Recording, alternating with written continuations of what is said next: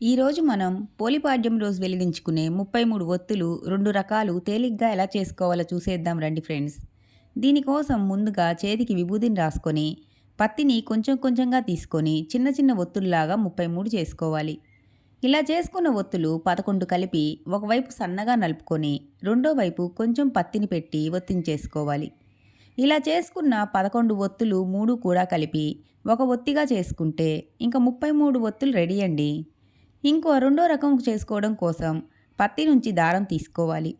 తీసుకున్న దారంని 11 వరుసలుగా తీసుకొని 3 ముక్కలుగా తుంచుకోవాలి. ప్రతి ముక్క రెండు వైపులా కలిపి మెలితిప్పుకోవాలి. తరువాత 3 ఒత్తులు కలిపి కొంచెం పత్తిని పెట్టి గట్టిగా ఒత్తి చేసుకుంటే 33 ఒత్తులు రెడీ అండి. ఇలా చేసుకున్న ఒత్తులు పోలిపాడ్యం రోజున అరటి దొన్నెలో పెట్టి వెలిగించుకుంటారు. Please like, share and subscribe to my channel friends. Bye by.